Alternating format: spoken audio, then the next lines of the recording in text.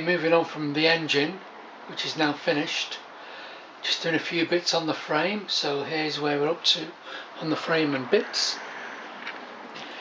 So the forks are done, obviously new seals, wipers, etc, filled with oil, blah blah whatever. I've done the bottom yoke because that is actually cast steel, so that had to be taken back to bare metal and sprayed. I've managed to get the headstock bearings. There was half of them were missing, but I've managed to get the ones with the cage, which will make the assembly a little bit better.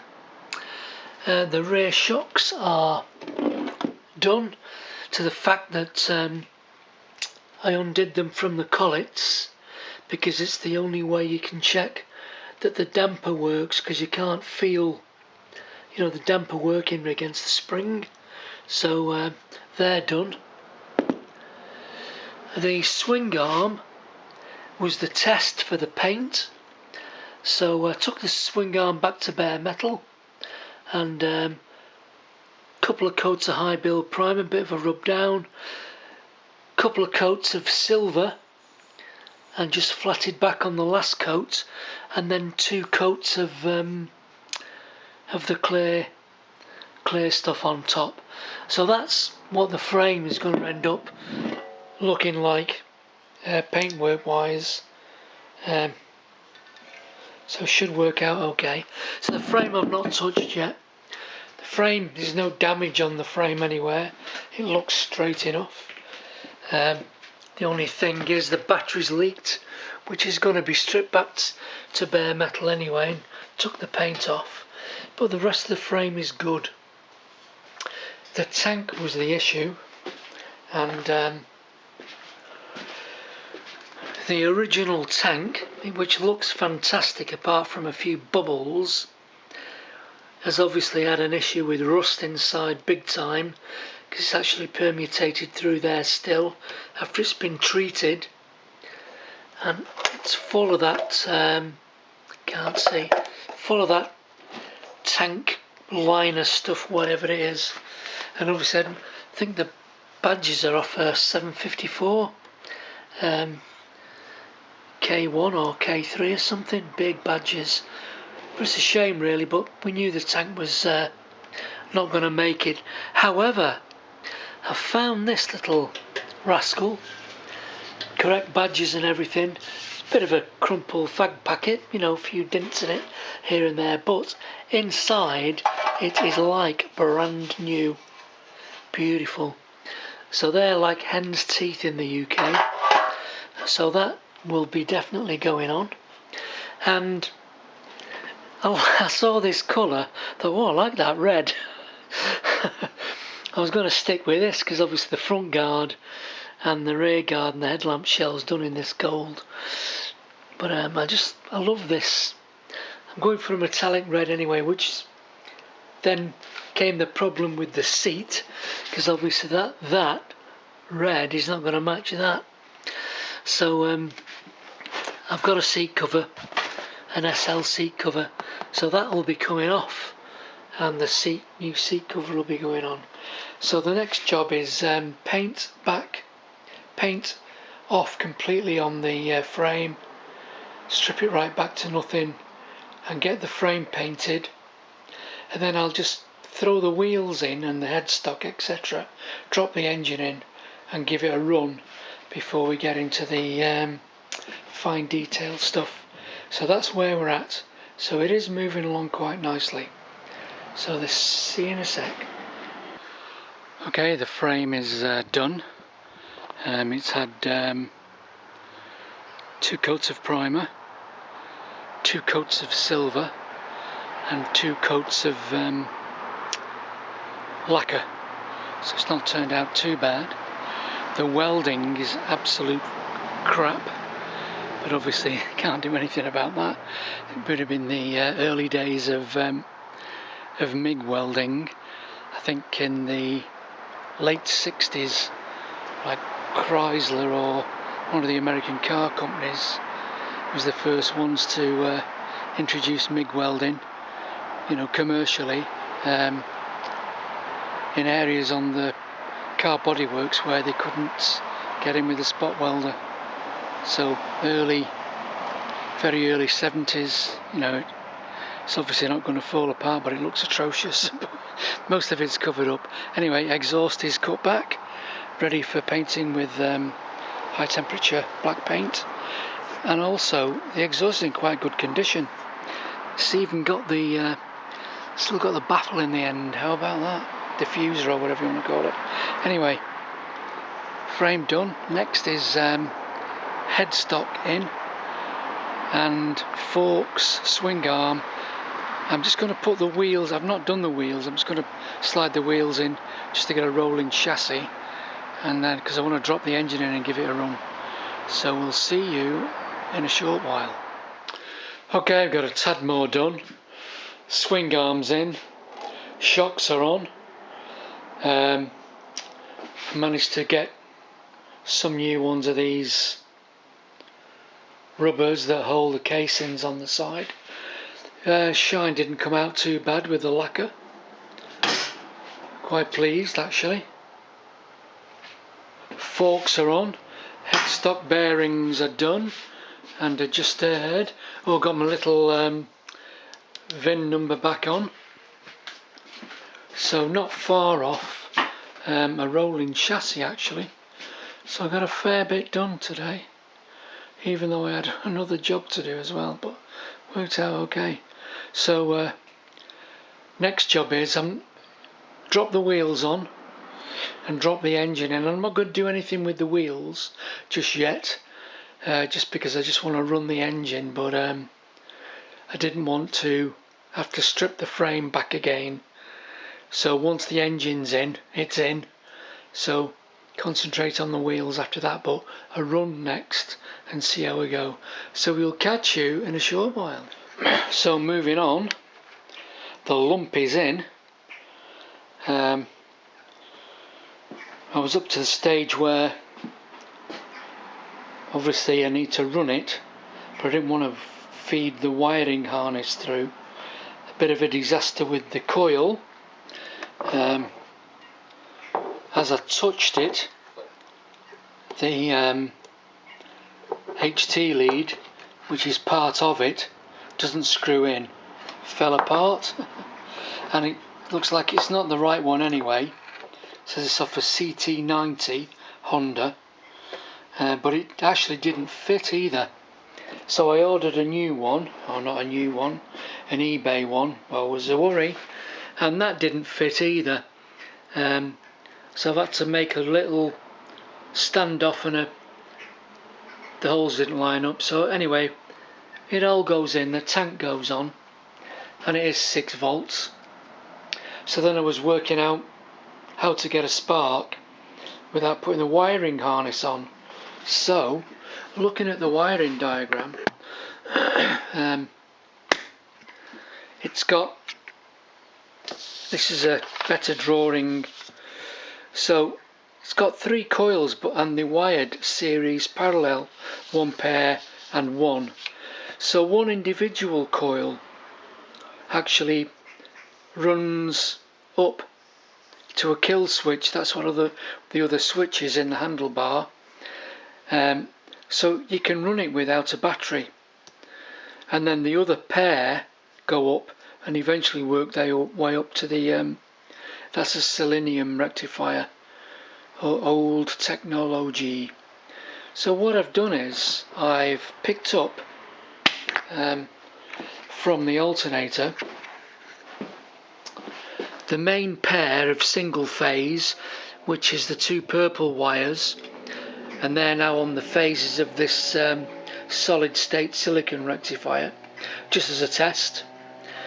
But I had to bring an earth off one of the output, positive and negative outputs from the AC sine wave, because that other phase, you're only going to use half the signal, but you still need the neutral for it to work, because obviously the coils are insulated. So that's that separate coil, and because I've earthed the other pair on the outward side of the rectifier, it's made the frame a neutral, which has given a half sine wave to give me power to the coil without battery. And I don't know if I can do it. Might be able to see. I've just tested it. It did spark. Might catch it. Maybe. It's a bit awkward.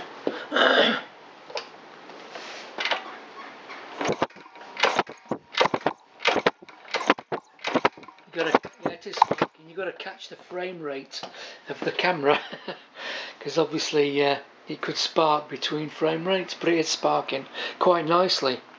So the other thing I'm going to do is, if it does start, I don't know if it's going to get going or whatever, because I'm not sure about the carb. I don't think the carb is the right one. I have cleaned it all. Unfortunately, I've not got an ultrasonic cleaner, so it's just, you know, bits of wire down the jets, etc., etc., and an airline. But there's a diaphragm pump on it here, which obviously would be operating off a cam mechanism off this post probably. So when you open the throttle fully, the throttle mechanism would actually give you a squirt of fuel, but obviously that's not going to work on this one because there's no mechanism on there. But it's clean, and there's no reason why it shouldn't if it was running before with that carb on run. So on to the stage now where I've got to put the tank on and put some fuel through.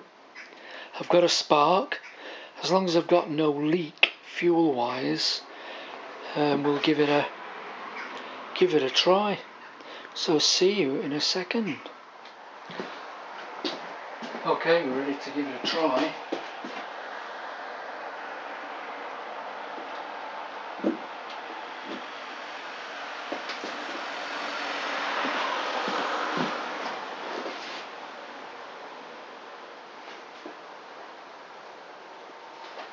Let's get a fire extinguisher, you never know.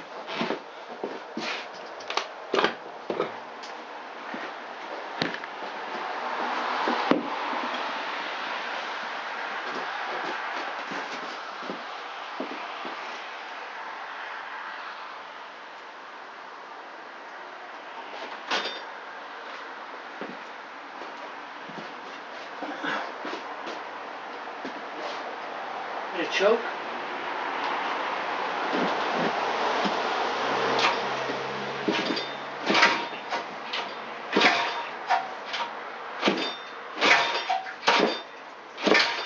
Some compression.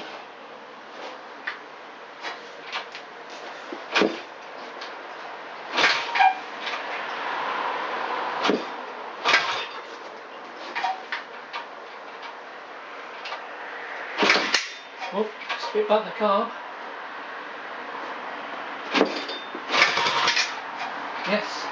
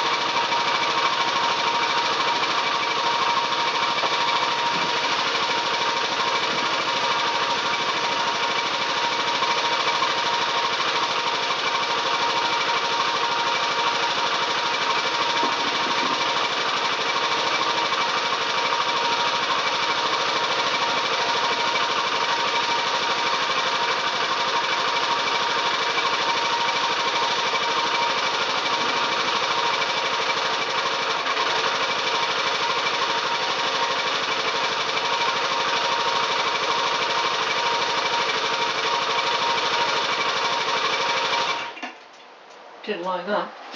So touch the ground.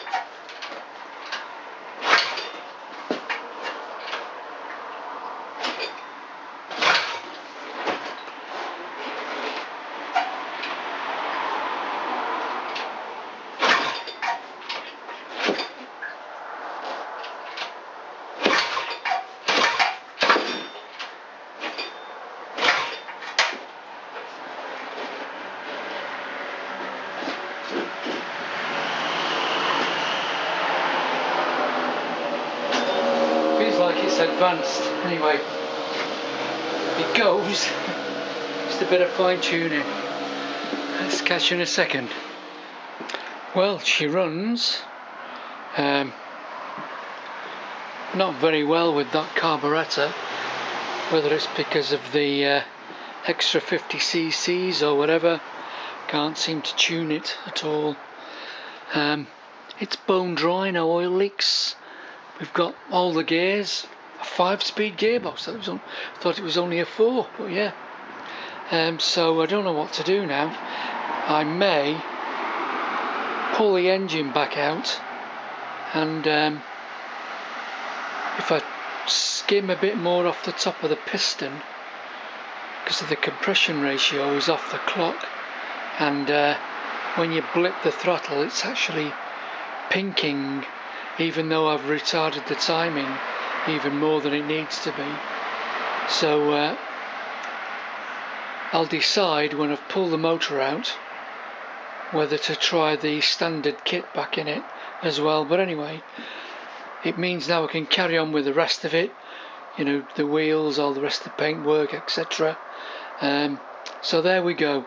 So was the big bore kit a success?